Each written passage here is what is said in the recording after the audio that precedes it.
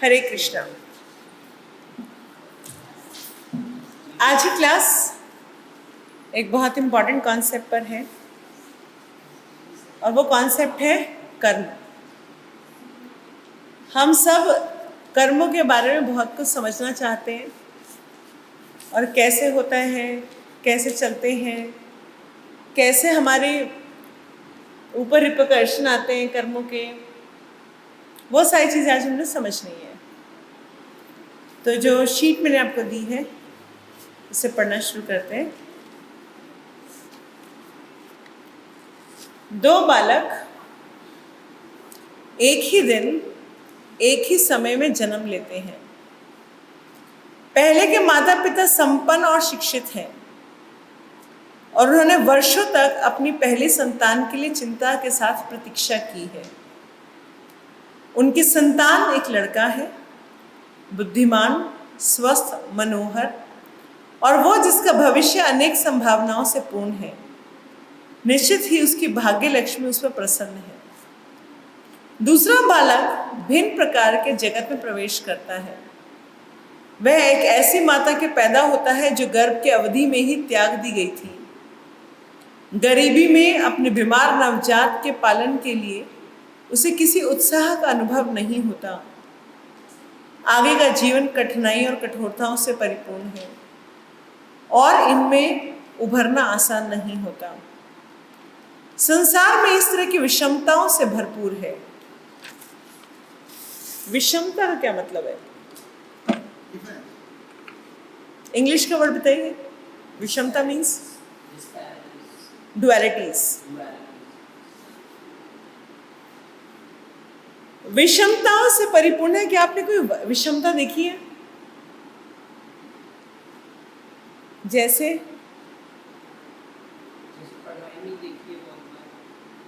एक बच्चा बहुत इंटेलिजेंट होता है और एक बच्चा बिल्कुल नालायक होता है, उसको बिल्कुल पढ़ने में नहीं लगता।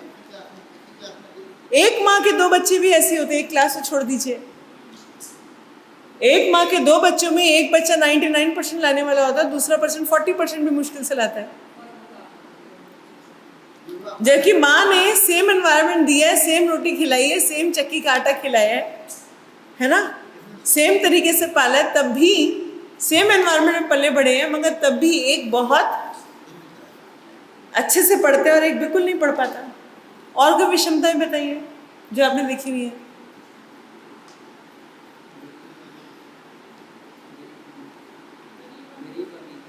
गरीब और अमीर। और बताइए। सुंदर और बदसूरत। हाइट। एक भाइट की हाइट कम होती है, एक भाइट की हाइट ज़्यादा होती है ना। सुंदरता, एक बहुत सुंदर होता है और एक उतना सुंदर नहीं होता।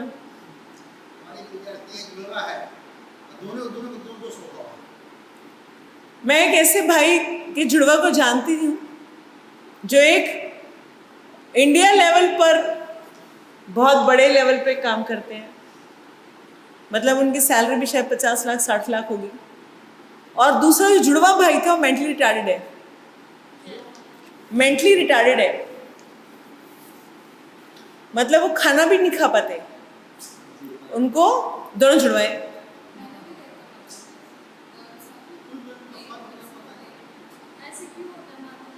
ये मैं पूछ रही हूँ, वही तो आज का प्रश्न है। एक गोरा पैदा होता है, एक काला पैदा होता है, फिर रेसिज्म के लिए लड़ते रहते हो।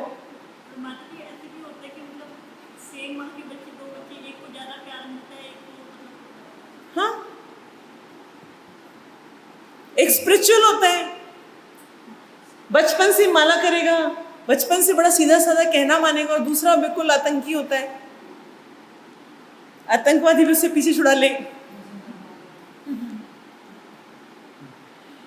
कहने का मतलब ये विषमताएं हमने अपने जीवन में बहुत सारी देखी हुई हैं। और जब हम किसी को सफर करते हुए देखते हैं तो हम सोचते हैं इस बेचारे ने क्या बिगाड़ा है, तभी नन्हा सा बच्चा पैदा हुआ है। और इसके अंदर भी एक और लाइन आएगी कि जॉर्ज और मैरी का बच्चा अंधा क्यों पैदा हुआ। भाई बच्चा अंधा पैदा हो रहा है, पैदाइशी अंधा है, उसने तो कोई पाप नहीं कर रखा, तो पैदा से अंधा हो गया। बहुत सारे लोग बोलते हैं कि भाई पहले से बचपन में उस बेचारे ने क्या किसी का बिगाड़ा है जो उसके साथ ऐसा हो गया। Don't pin point. तो हमारे क्या कहना है कि कोई प्रॉब्लम किसी को होती है तो हम हमेशा सोचते हैं कि उस बेचारे बच्चे ने किसी क्या बिगाड़ा है। बट आज हमें समझना है कि बाद में जो लाइफ में बाद में होगा वो तो होगा ही होगा। जैसे हम लोग कई बार, एक और चीज मेरे मन में प्रश्न आते थे, मैं अपने प्रश्न ले रही हूँ शीट के अलावा। भाई हमारी लाइफ में सब चीजें हाथ में लिखी होती हैं, है ना। कुछ लोग तो माथे की लकीरें पढ़ लेते हैं, एटलीस्ट हाथ की लकीरें पढ़ना तो बहुत मुश्किल नहीं है, और पाँव में भी लकीरें होती हैं, उसके अकॉर्डिंगली भी लाइफ चेंज होती है। अब जब लिखा हुआ एस्ट्रोलॉजी, जो अच्छे एस्ट्रोलॉजिकल पंडित होते हैं बिल्कुल एग्जैक्ट बता देते हैं कि इस बच्चे की उम्र में ऐसा होगा, इस उम्र में ऐसा होगा, ऐसा ऐसा होगा, ऐसा ऐसा होगा। जो बचपन में बिल्कुल नालायक दिखने वाला बच्चा है, उसके वो बता रहे होते हैं एस्ट्रोलॉजी, अरे ये बहुत बड़ा राजा बन जाएगा, और सच्ची बन जाता है। और जो बचपन में बहुत तेज बच्चे नजर आ रहे होते हैं, वो उनके एस्ट्रोलॉजी बता रहे थे, अरे नहीं इसके साथ लाइफ बहुत डिफिकल्ट है इसकी, और सच्ची में बहुत डिफिकल्ट होती है, बड़ी स्ट्रगलिंग होती है। कारण क्या है? ये एस्ट्रोलॉजी कहाँ से आती है? ये जो हाथों की लकीरें ये कहाँ से बनती हैं? ये तो नन्हे पैदाइशी बच्चे के हाथ पे भी होती है। तो सवाल ये उठता है कि हमारे साथ जो कुछ भी घटनाएं घट रही हैं, तो ये सब सवाल कल अनीता माता जी फील्ड में पूछ रही थी मुझसे, तो इसीलिए आज मैं शीट निकाल रही हूँ, ये शीट लेके आई हूँ। ये कल अनीता माता जी को कुछ सिमिलर सवाल पूछे जा रहे थे अनीता माता जी। तो कहने का अर्थ ये है कि अब हमें समझना है कि हम इतने सारी डुअलिटीज देखते हैं लाइफ में, और कभी कभी हम देखते हैं कि कोई एकदम राजा होता है, मतलब किसी चीज से उसको कमी नहीं होती, पता नहीं उसके साथ अचानक क्या होता है कि सब कुछ बर्बाद हो जाता है।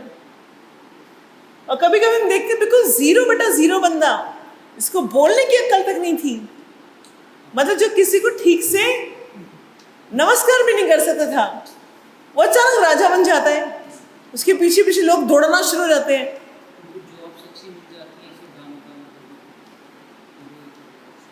तो प्रॉब्लम क्या है? तकलीफ कहाँ है? वो आज हमें शीट में पढ़ना है। तो हमारा आज की क्लास में प्रश्न जो हमारे सामने आएंगे वो नॉर्मली सभी लोगों के प्रश्न होते हैं कि अच्छे लोगों के साथ बुरा क्यों हो जाता है, और जो इतना घटिया थर्ड क्लास इंसान है वो मौज मारते घूम रहे हैं।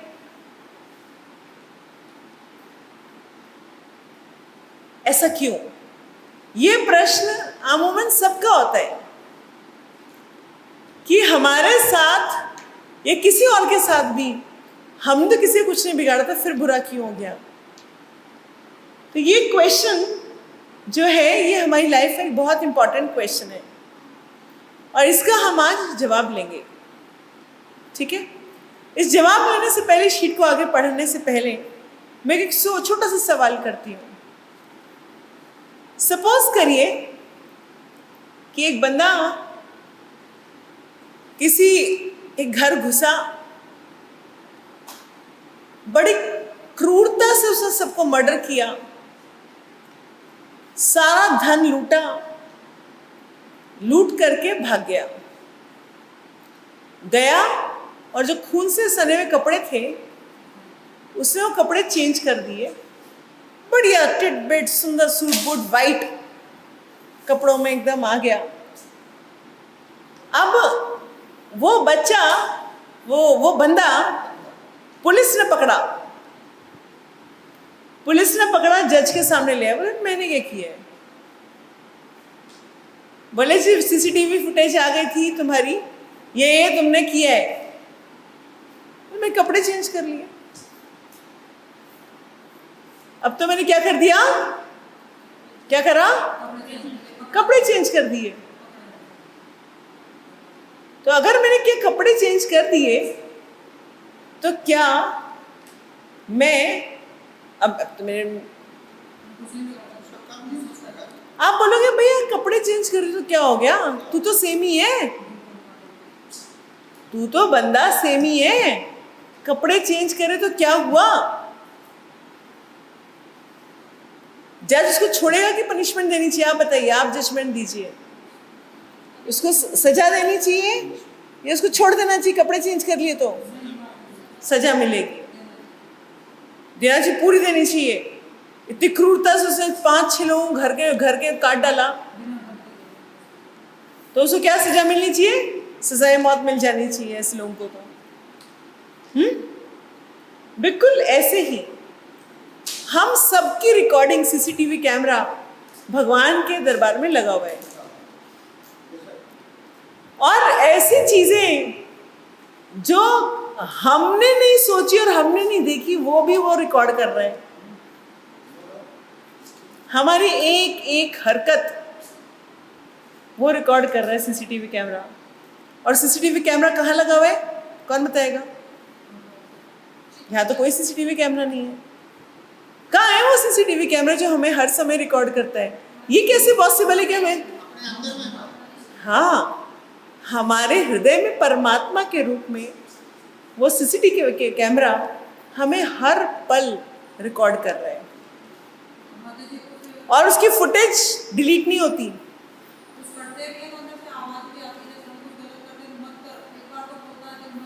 अभी मैं सीसीटीवी कैमरे की बात कर रही हूँ।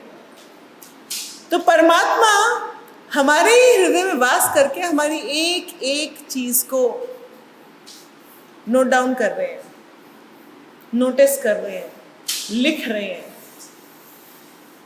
एक एक चीज को।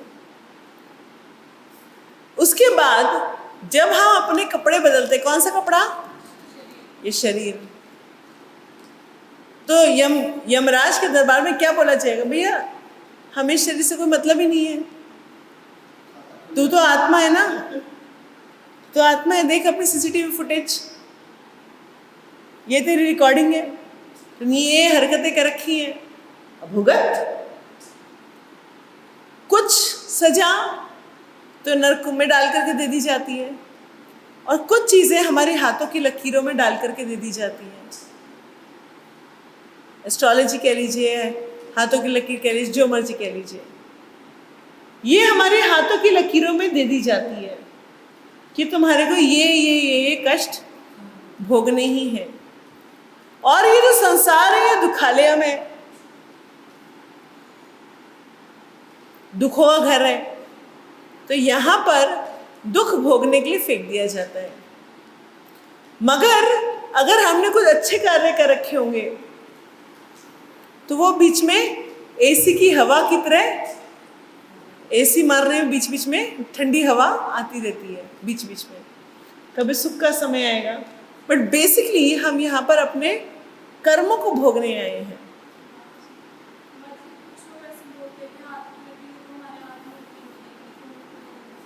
वो कैसे बदली जाती है बता दूंगी, प्रभुपाद ने उसका फॉर्मूला बताया है। तो माता जी पूछ रहे हैं कि कुछ लोग कहते हैं कि हाथों की लकीरें बदल सकती हैं। बिल्कुल बदल सकती हैं, मैंने खुद बदलती देखी है, खुद बदलती देखी है मैंने। तो सवाल ये उठता है कि कैसे बदली जाती हैं ये लकीरें, ये लकीरें कैसी बदली जाती हैं? उसका फॉर्मूला प्रभुपाद ने बताया है, वो मैं आपको बता दूंगी आज, मगर लेक्चर के एंड में। पहले हम अपने आंसर्स लेंगे बातों का कि ऐसा क्यों हुआ, ये बातों का जवाब आज हम लेंगे पहले। तो पहले पढ़ते हैं, आगे चलिए। संसार में इस तरह की विषमताओं से भरपूर है, नितांत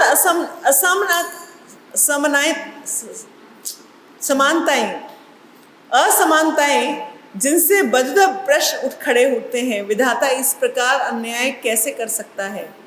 जॉर्ज मैरी का पुत्र अंधा कैसे पैदा हुआ? ये तो भले लोग थे। भगवान इतना हृदयहीन है। लोग बोलते हैं अरे भगवान तो हार्टलेस हो गए हैं, है ना?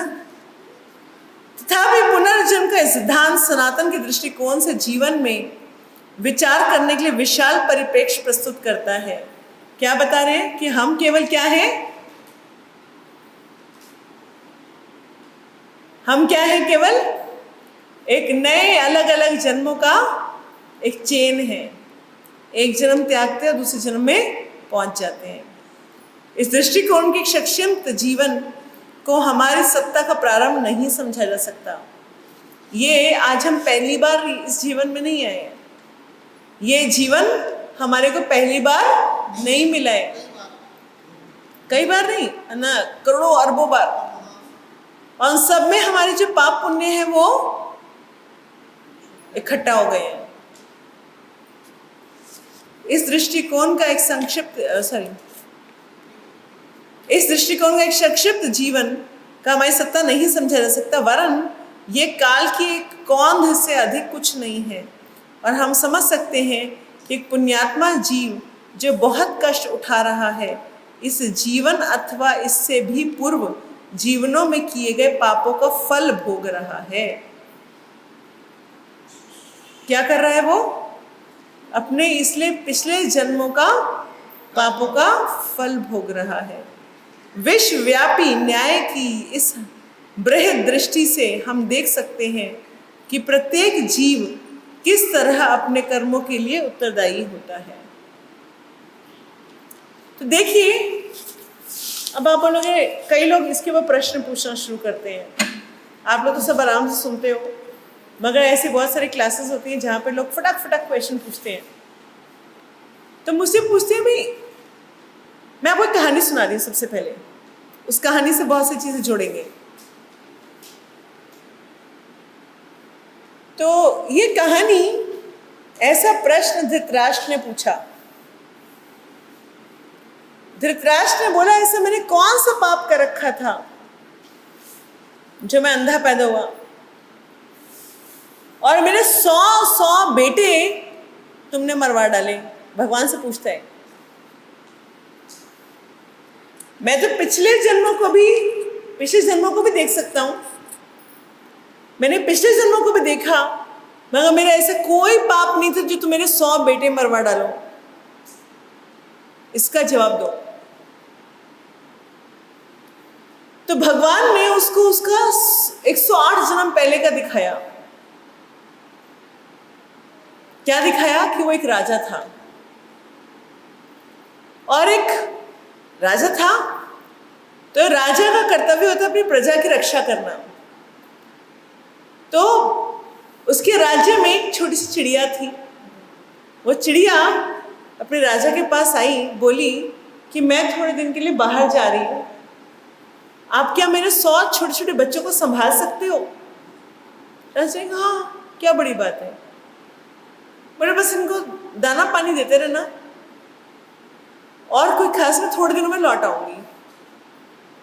राजा ने ठीक है। तो एक बहुत सुंदर सा पिंजरा बनवा दिया, बड़ा सा, उसमें उसके 100 बच्चे रख दिए, और एक गार्ड की ड्यूटी लगा दी कि भैया इनके बच्चों का खाना पानी का ध्यान डेली का रखते रहना। गार्ड बोला ठीक है सर। फिर क्या हुआ, एक दिन राजा को बैठे बैठे दिमाग में आया, उसने रसोइयों को बुलाया। रसोइयों को बोला कि भाई कुछ बढ़िया खिलाओ, ऐसा जो तूने आज तक ना बनाया हो, और बहुत बढ़िया होना चाहिए, और नहीं पसंद आया तेरा गला काट दूंगा, रिपीट नहीं होना चाहिए, कोई नई चीज खिला, तड़क भड़क। अब रसोईया चिंता में आ गया, बोले मैं पिछले 15 साल से यहाँ जॉब कर रहा हूँ, मेरे को तो जितना आता सारा खिला दिया मैंने तो, अब अचानक कहाँ से क्या लाऊं? परेशान। आज तो बेटा मैं गया, तो उसे देखा वो चिड़िया के सुंदर सुंदर बच्चे। बोले मैंने सुना इस चिड़िया का गोश्त बड़ा अच्छा बनता है, तो एक काम करते इस चिड़िया को बना देता हूँ। तो जैसे वो पिंजरे के पास गया, गार्ड बोला, ओए क्या कर रहे हैं? बोला मुझे चिड़िया का बच्चा चाहिए। नहीं नहीं, मेरी ड्यूटी है इनके लिए, नहीं लेके जा सकते। तो रसोईया पहुंचा, बोला सर जी देखो बना तो मैं बहुत बढ़िया सकता हूँ आपके लिए, मगर ये जो गार्ड है ना ये मुझे दे नहीं रहा जो मेरे को चाहिए, जो मुझे चाहिए वो दे नहीं रहा ये गार्ड। राजा बोला अरे क्या कर रहे हो, दे दो दे दो, जो कुछ चाहिए दे दो, जो कुछ इसको चाहिए दे दो। ठीक है सर जी। बोल रसोईया क्या चाहिए, बोले एक बच्चा दे दे। एक चिड़िया का एक बच्चा उसको दे दिया, उसने मार करके उसको बना दिया। राजा को खिलाया। राजा बोला वाह वाह वाह वाह, मुझे दोबारा खाना है, कल दोबारा बनाना। गार्ड ने कहा ठीक है जी, दूसरा ले जा, ब्लैंक चिट दी हुई, जो इसको चाहिए दे दे। एक एक एक एक करके वो राजा अपने उस चिड़िया के 100 बच्चे खा गया। अब जो 101वां दिन आया राजा का फिर बना, बोले खत्म। बोले ऐसा क्या बनाना जो तू खत्म हो गया। बोले चिड़िया के 100 बच्चे थे जी, वो मैंने बना दिया, अब 100 और तो है नहीं। बोले ओहो तूने वो बना दिए क्या, चल देखता हूँ। अब थोड़ी देर बाद चिड़िया लौटी। चिड़िया को देख के राजा को टेंशन हो गई कि अभी आई है, तो अहंकार था क्या कर लेगी छोटी चिड़िया मेरा। तो चिड़िया आई, प्रणाम किया, राजा जी मेरे बच्चे मुझे लौटा दो, मैं आ गई हूँ, अब मैं अपने बच्चों को ले जाना चाहती हूँ। तो राजा बोले वो तो मर गए।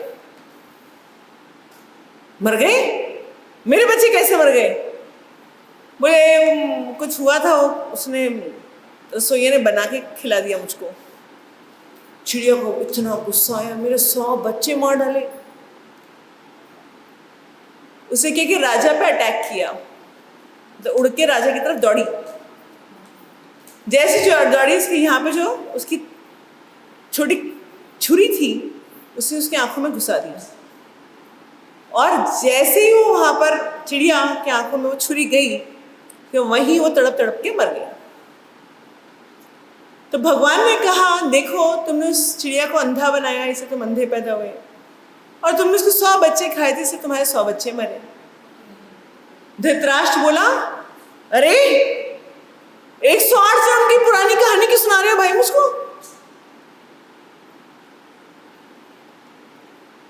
अगले जन्म में मेरे को करवा दिया होता, इसका पश्चाताप, इतना पुराना हिसाब किताब अब क्यों? तो भगवान बोले कि तुम्हारे को इतने जन्म उतने पुण्य इकट्ठे करने में लग गए कि तुम्हारे 100 बेटे हो। इतने जन्म तुम्हारे को उतने पुण्य इकट्ठे करने में लगे कि तुम्हारे 100 बेटे एक साथ हो गए। 100 बच्चे एक साथ मरने का दुख भी तो सहना था तुमको। एक साथ 100 बेटे हो, उतना पुण्य इकट्ठा करने में आपको इतने जन्म लग गए।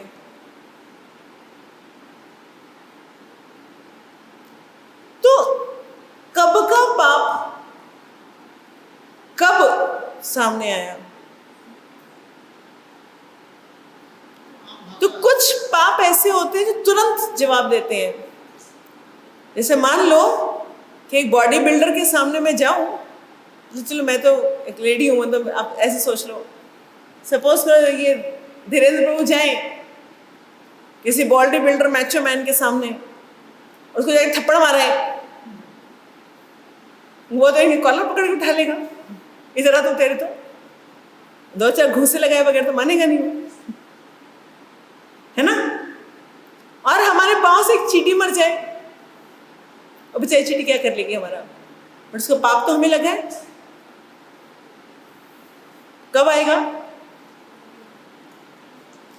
जब हम चींटी बनेंगे। उस पाप को खत्म करने के लिए हमें चींटी भी तो बनना पड़ेगा। चेयर ला के लीजिए। चींटी के मरने का दुख क्या होता है? चींटी के मरने का दुख क्या होता है? चींटी को पता होना चाहिए ना। तो जो लोग मुर्गा खाते हैं उन सबको मुर्गा बनना पड़ेगा।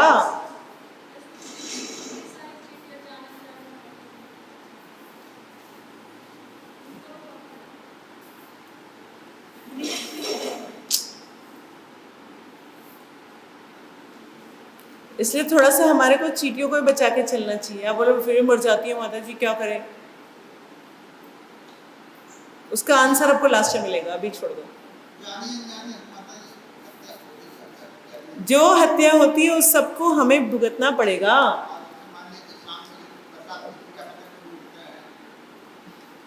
हमें भुगतना पड़ेगा, कोई एक्सक्यूज नहीं है।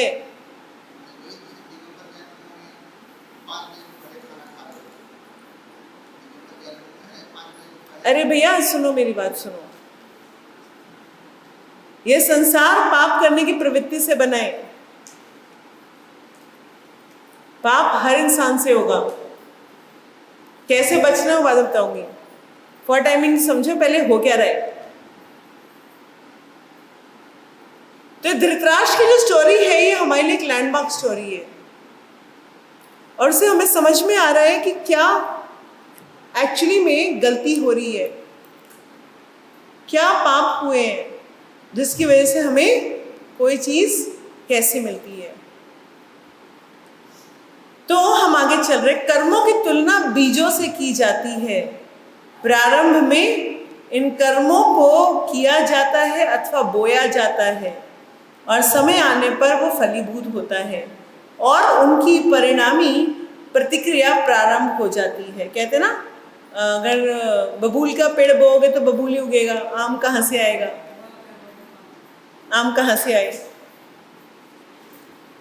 तो बबूल का पेड़ बोएंगे तो कांटे ही उगेंगे, और कांटे उगेंगे तो काटेंगे भी, चुभेंगे भी। इस प्रकार की प्रतिक्रियाएं जीव के लिए सुखद अथवा दुखद हो सकती हैं, और इनमें वह सुखद या दुखद हो सकती हैं, और इनमें वह या तो अपने आचरण को सुधार लेता है या अत्यधिक पशुवत व्यवहार करता है। जब मुसीबत आती है तो उस टाइम आप क्या बिहेव करने वाले हैं? कुछ लोग मुसीबत आने पर क्या करते हैं? दारू के अड्डे पहुंच जाते हैं, और कुछ लोग क्या करते हैं? मुसीबत आने पर मंदिर पहुंच जाते हैं। दोनों तरह के लोग होते हैं। तो आपने कैसे रिएक्ट करना है वो अब अगला फेस बताएगा आपको। मंदिर पहुंचे है ना, या दारू के अड्डे पहुंचे? जैसे एक ने कहा ना, एक ने एक डायलॉग मारा था किसी ने किसी मूवी में, जो डर गया वो मंदिर गया। तो कम से कम मंदिर तो गया, दारू के अड्डे तो नहीं गया।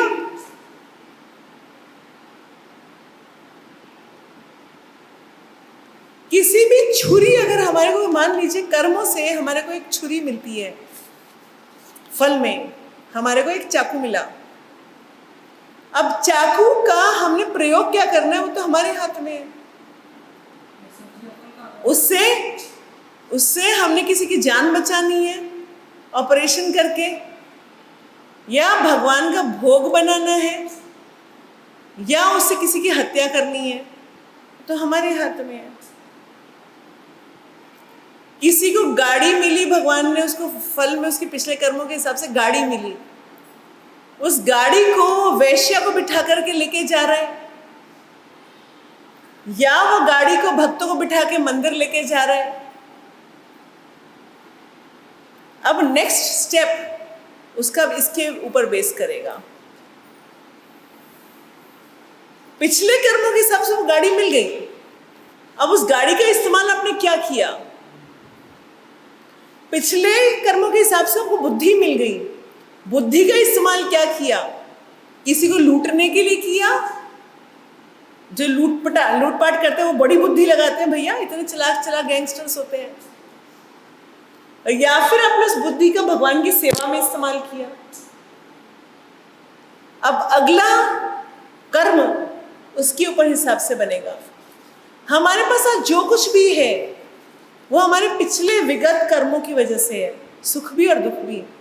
जितनी भी चीजें हमारे पास हैं वो सारी हमारे पिछले कर्मों के हिसाब से हैं। अब उसका इस्तेमाल हम कैसे करने जा रहे हैं?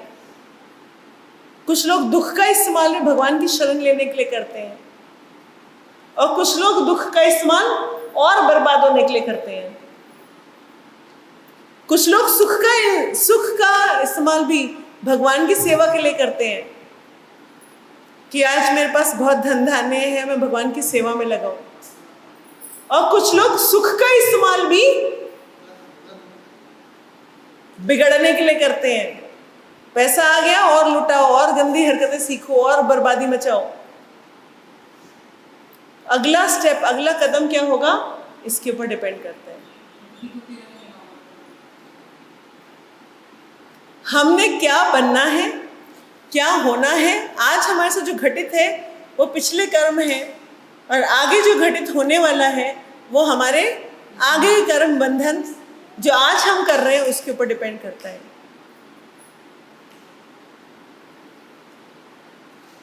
तो हमारे को इन विषमताओं को देख करके ये नहीं सोचना अरे भगवान मेरे साथ न्याय कर। भगवान सबके लिए समभाव है। टिट फॉर टैट का रूल हमेशा है। भगवान के वहां भी टिट फॉर टैट का ही रूल है। जो जैसा करोगे वैसा भरोगे। तो आगे पढ़ रहे हैं।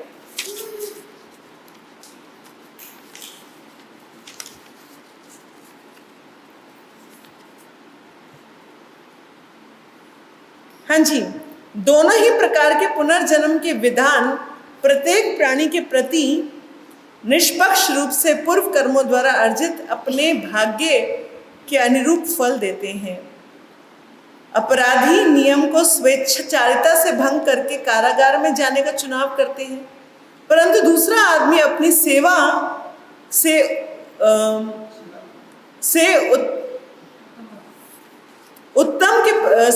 सेवा की उत्तमता के प्रभाव से उच्चतम न्यायालय का पटासीन होते हैं। भाई मान लो दो भाई हैं, एक भाई क्रिमिनल बन गया और दूसरा भाई सेवा करके वो न्यायालय का न्यायाधीश बन गया पढ़ लिख कर। मानव जीवन का यह विशिष्ट वरदान है।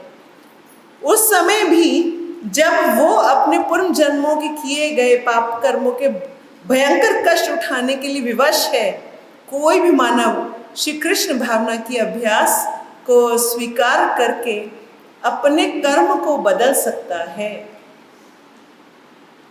मानव जीवन में आत्मा विकास कर्म के मध्य बिंदु पर खड़ा है।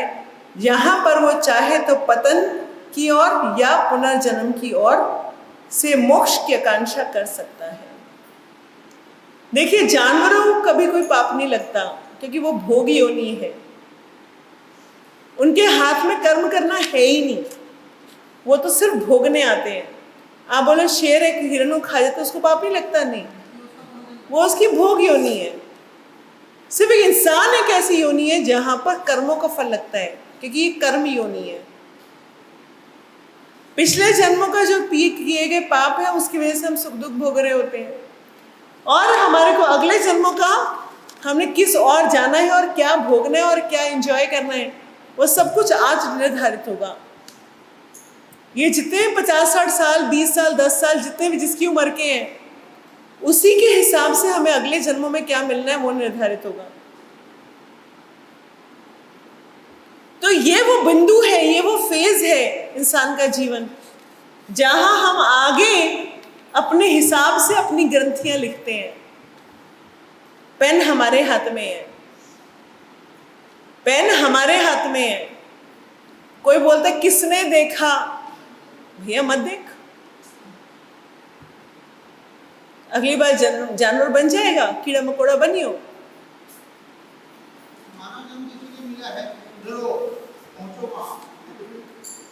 जब कभी मैं छोटे छोटे कीड़ों को देख रही होती हूँ, बिल्कुल बारीक, इतने बारीक भी कीड़े होते हैं जो दिखते ही नहीं है आंखों, वो भी चल रहे होते हैं।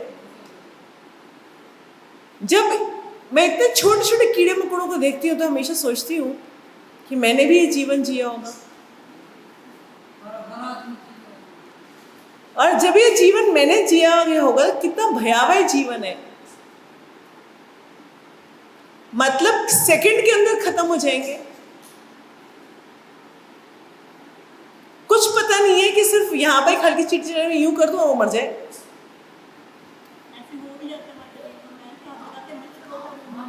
मर जाता है। और मच्छर तो बहुत बड़े होते हैं, इतने छोटे छोटे जीव भी होते हैं जो दिखते नहीं है, मतलब चश्मा लगाने में मेरे को क्यों हो, ये तो यहाँ पर था, कितने मर जाएंगे। कितनी भयावह स्थिति है उन जीवों के लिए कि उनको पता नहीं है कि कहाँ पर क्या हो जाएगा। कबूतर भी खाना चुग रहा, दूर से कोई इंसान है तुरंत भाग जाता है, उड़ जाता है। कितना डर है उनके मन में। हमारे को थोड़ी ना इतना कोई डर है, हम तो आराम से बिंदास होकर सोते हैं, हम तो आराम से बिंदास होकर खाना खाते हैं। तो अगर हमने आज इस मनुष्य जन्म में, वो हमारी एक तरह से वो ऐसा रास्ता है जहां पर दो लगे हुए, इधर जाना है किधर जाना है, किधर जाना है वो हमारे हाथ में है, जानवर के हाथ में नहीं है। वो कुछ चेंज नहीं कर सकता, मगर इंसान सब कुछ चेंज कर सकता है। इसलिए यदि कोई जीव अपने वर्तमान जीवन के यद किंचित भी आध्यात्मिक प्रगति करता है, तो प्रभुपाद क्या कह रहे हैं कि जो भी थोड़ा सा भी आध्यात्मिक प्रगति कर लेता है, थोड़ी सी माला पाठ कर लेता है, तो तब अगले जन्म में, जीवन में उसे इस बिंदु के आगे बढ़ने दिया जाता है। श्री भगवान अपने शिष्य अर्जुन से भगवत गीता में कहते हैं, इस प्रयास में ना तो कोई हानि है और ना ही हीनता आती है, वरन इस मार्ग में थोड़ी सी प्रगति महाभय से बचा सकती है। अगले जीवन में मानव के से निम्न रूप में गिरने का भय। तो क्या कह रहे हैं कि अगर हम जरा सी भक्ति में प्रगति कर लेते हैं तो हमारे को महाभय से बचने का मौका मिल जाता है। महाभय क्या है कि अगली बार हम जानवर बन जाएंगे। जानवर बनने के बाद तो हम असहाय है ना, हमारे हाथ में कुछ है ही नहीं, हम बिल्कुल असहाय हैं, बिल्कुल हेल्पलेस है, हमारे हाथ में कुछ नहीं है। सिर्फ इंसान के हाथ में सब कुछ है कि वो आगे क्या करना चाहता है, कैसे कर्म है उसके हिसाब से उसका आगे जीवन बनाया जाएगा। आत्मा इस प्रकार अनेक जन्मों में अभ्यांतरित आध्यात्मिक गुणों का विकास कर सकता है, जब तक कि उसे भौतिक शरीर में जन्म लेने की आवश्यकता ना रहे और वो परमात्मा के लोकों में अपने मूल निवास में को लौट जाए। तो हम इंसान अपना अगला पिछला सारे पाप कर्मों का जो फल है, प्लस माइनस सब जीरो करके भगवान के धाम पहुंच सकते हैं। मगर अगर हमने आज नहीं किया तो फिर क्या होगा? मरते रहेंगे, फिर जानवर बन जाएंगे और कोई चेतना नहीं होगी हमारे को कि हम क्या करके आ गए और क्या भोग रहे हैं और क्या हो रहा है हमारे साथ, कुछ पता नहीं है।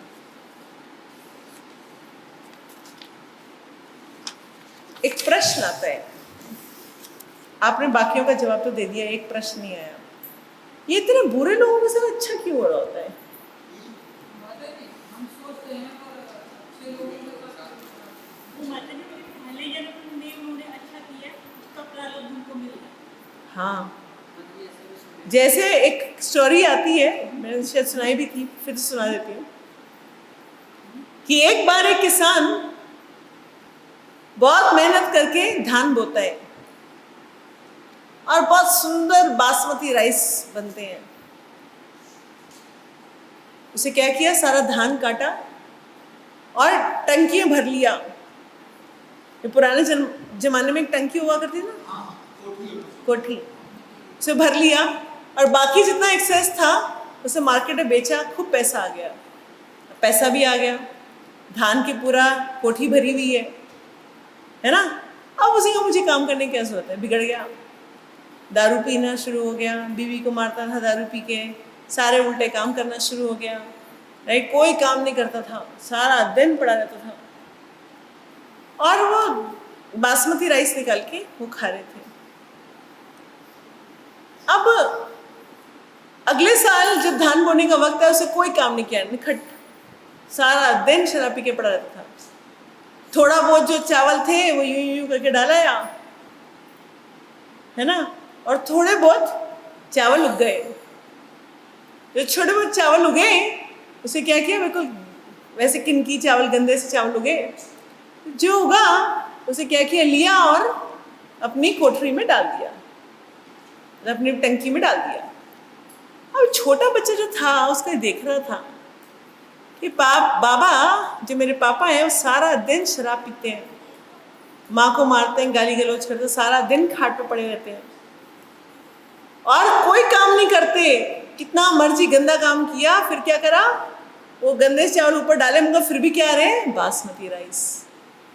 तो उसने क्या कंक्लूजन निकाला, कि सारा दिन ऐसे ही पड़े रहो, कोई काम मत करो, उल्टे सीधे काम करो, तो भी क्या मिलेगा, बढ़िया चावल मिलेगा। तो एक्चुअली क्या होता है कि जो आज आपको बुरा दिखाई दे रहा है, हो सकता है उसने पिछले जन्मों में पुण्य कर्म कर रखे हैं, उसको आज वो वापस मिल रहे हैं। मगर ये जैसे ही पुण्य कर्म खत्म हो जाएंगे, उसके बाद सब कुछ बर्बाद हो। तो आज मैं चढ़ा होके फिर रहे, मैं तो यूं हूं और यूं हूं। मैं 1 सेकंड में समय पलटते टाइम नहीं लगता। जैसे बासमती राइस खत्म हुए, हिंदी चावल आना शुरू हो जाएंगे, फिर होंगे। एग्जाम्पल हम जैसे लाइफ में भी देखते हैं ना, जैसे ये जो बड़े-बड़े संत वगैरह बन के बैठे थे, पहले तो कमाए, लेकिन अब जेल में डाल दिया। तो माता जी कह रही है, जितने धूर्त गुरु बने के बैठे थे, वो कितना कमाया इन्होंने, कितना कुछ किया, कितने ऐश मारी है, बट उसके बाद क्या हुआ, एक दिन अचानक से जेल पहुंच गए हैं। तो सारे वो जेल में बैठे हैं आराम से। कहने का अर्थ यही है कि जो बुरा काम करेगा उसको समय पलटते देर नहीं है, और जो अच्छा काम करेगा उसका भी समय पलटते देर नहीं लगती। और सबसे अच्छा काम क्या है, भगवान से जुड़ना, भगवान की सेवा करना, क्योंकि इससे हमें कोई कर्म बंधन नहीं लग रहा। और भगवान ने कहा, जो तुम मेरी शरण में आए थे, क्या कहा था भगवान ने, हमारा फाइनल आंसर क्या है, कि भैया हमने तो बहुत पाप कर रखे हैं, जो मर गई चींटियां, रोज चलते फिरते चींटियां मर जाती हैं, उनका क्या होगा, क्या हमें चींटी बनना पड़ेगा। भगवान कहते हैं, सर्वधर्मान परित्यज्य माम एकम शरणम व्रज, अहम त्वं सर्व पापेभ्यो मोक्षयिष्यामि मा शुचः। अहम, मेरी एक शरण में आ जाओ, मैं तुम्हारे सारे पाप माफ कर दूंगा, कोई टेंशन की बात नहीं है।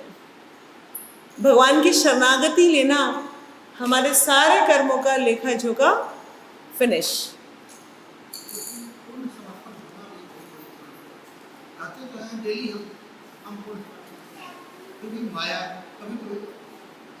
यही तो प्रॉब्लम है, यही तो प्रॉब्लम है। अगर इतना आसान होता भगवान की शरणागति होना, तो हर बोलता है, अरे नंद हमें भगवान की शरणागति है।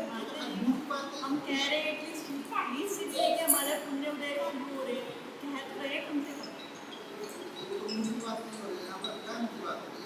समर्पण समर्पण का मुंह नहीं, भगवान में आपस समर्पित हूँ, वहां जाकर अपने मन मौजे किया, समर्पण तो नहीं करता।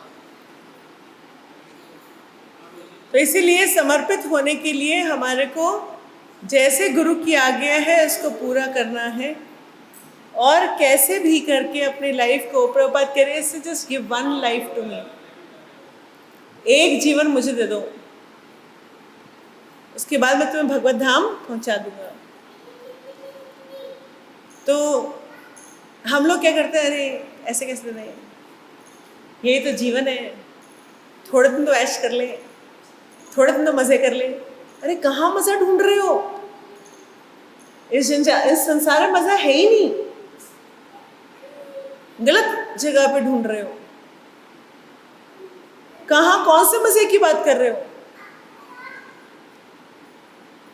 मन का बहम है सिर्फ। विश्वास वहां डगमग होता है फिजिकल पीड़ा, जब डगमग फिजिकल भौतिक पीड़ा, ये सब हमारे अपने कर्म है भैया, नहीं है, विश्वास टूटता नहीं है, डगमग होता है। जब फिजिकल पीड़ा हो, मेंटल पीड़ा हो, इस तरह की जितनी पीड़ा होती है, फिजिकल पीड़ा तो सबसे कम होती है, उससे ऊपर होती है मेंटल पीड़ा, मंदिर पे ना हो तो आपको कोई मन का दुख। पता ही नहीं रहा। जो हड्डी वड्डी टूट जाए, 2-4 कुछ हो जाए तो ठीक हो जाती है, इतनी दिक्कत नहीं है। मन दुखी हो जाए उसके बाद तो वो दिमाग ही नहीं सेट होके देता। कोई अपना बिल्कुल धोखा दे जाए, कहाँ होता है सेट दिमाग। मगर हम इन सारी हाथ की रेखाओं को कैसे बदल सकते हैं, अभी प्रश्न आया। तो प्रभुपाद ने कहा, जब आप कीर्तन में ताली बजाते हैं, हरे कृष्णा कृष्णा कृष्णा हरे हरे, हरे रामा राम राम हरे हरे, हरे कृष्णा कृष्णा कृष्णा हरे हरे, हरे राम राम राम हरे, हरे कृष्णा कृष्णा कृष्णा हरे हरे, हरे राम राम राम हरे हरे, हरे कृष्णा कृष्णा कृष्णा हरे हरे, हरे राम राम राम। लोग हमारे हाथ की लाइन चेंज हो गई। तो जब भगवान के कीर्तन में ताली बजती है तो हमारी हाथों की लकीरें बदल जाती हैं। तो जब हम भगवान के कीर्तन में ताली बजाएंगे, श्री प्रभुपाद ने कहा है, तो हमारी भाग्य की रेखाएं अपने पाप परिवर्तित हो जाती हैं। तो इन रेखाओं की टेंशन या जन्म पत्री की टेंशन भक्त नहीं लेते, क्योंकि हमारी जन्म पत्रियां, हमारी रेखाएं सब अपने आप परिवर्तित हो जाती हैं और भगवान हमारे को एक नए रास्ते ले चलते हैं। हमें सिर्फ भक्तों को, सबको डर लगता है क्योंकि उनको टिट फॉर टैट मिलना है, क्योंकि वो माया के हाथ में है। मगर भक्त भगवान के हाथ में होता है, उसके साथ टिट फॉर टैट नहीं चल रहा होता। भगवान उसके सिर्फ छोटे से कीर्तन करने पे ही उसकी हाथों की रेखाएं बदल देते हैं। ऐसे हैं हमारे भगवान। तो कर्मों की गति का जो आंसर है वो हमें पता इसलिए होना चाहिए क्योंकि हम इन सब प्रश्नों को सुन सुन के देख देख के परेशान होते हैं। मगर हमारा असली आंसर इसका ये है कि ये सब चीज़ें हमारी बदल सकती हैं अगर हम भगवान का कीर्तन करें, भगवान की सेवा करें, भगवान को समर्पित हो जाए। कोई प्रश्न?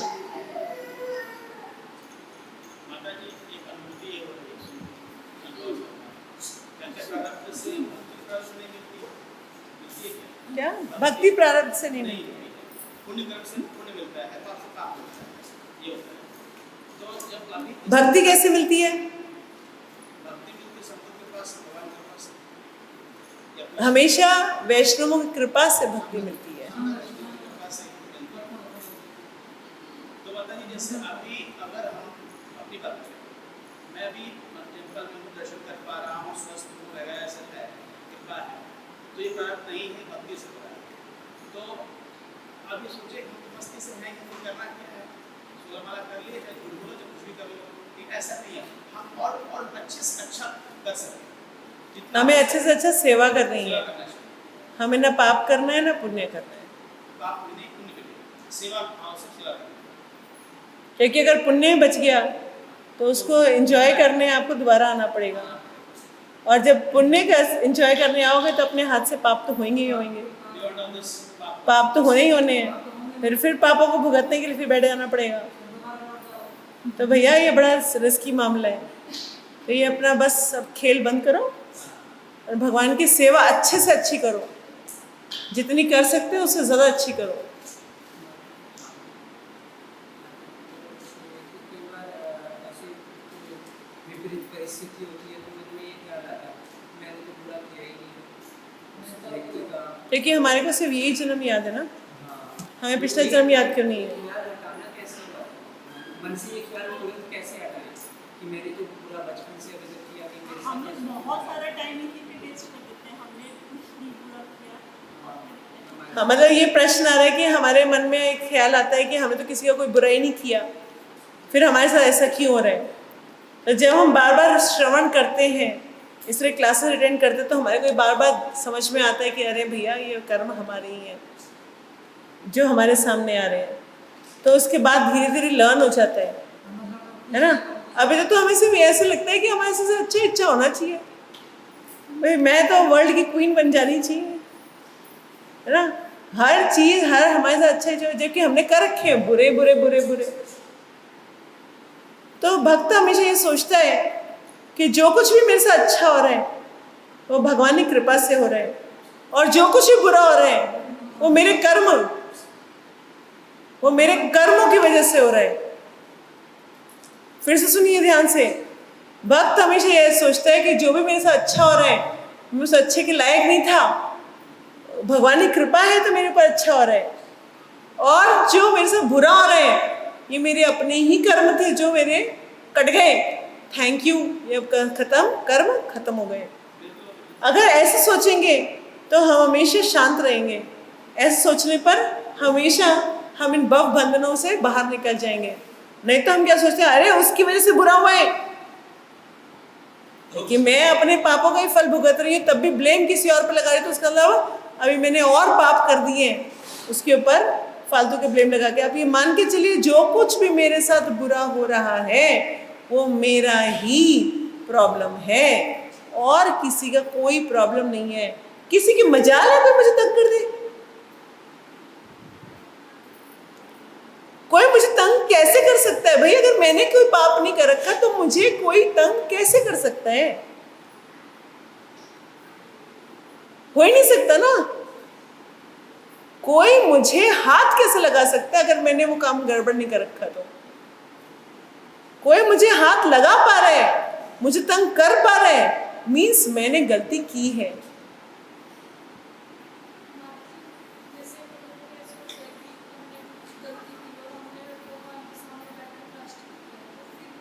प्रायश्चित क्या होता है?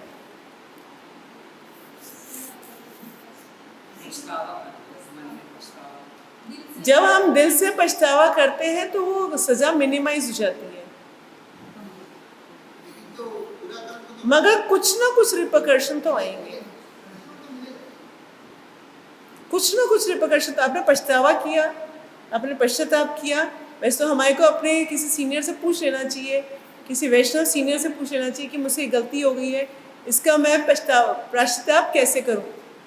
तो वो आपको जवाब देंगे कि आपको पश्चाताप कैसे करना है, उससे आपका वो खत्म हो जाएगा। मगर अगर आप सिर्फ भगवान के आगे प्रार्थना करके, है ना, अगर आप बोलते सॉरी सॉरी सॉरी मुझसे गलती हो गई, मैं क्या करूँ ये वो, तो भगवान तब भी रिड्यूस कर देते हैं। एटलीस्ट मन से पश्चाताप तो किया तो भगवान उसको कम कर देते हैं, मगर जीरो नहीं होएगा।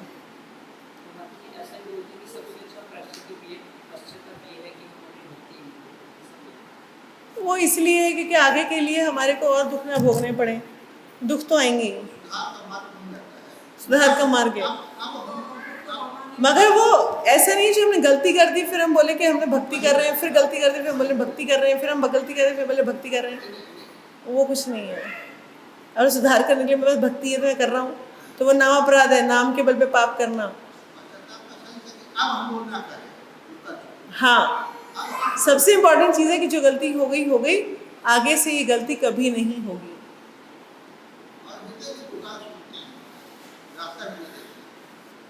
चलिए, श्री प्रभुपाद की जय।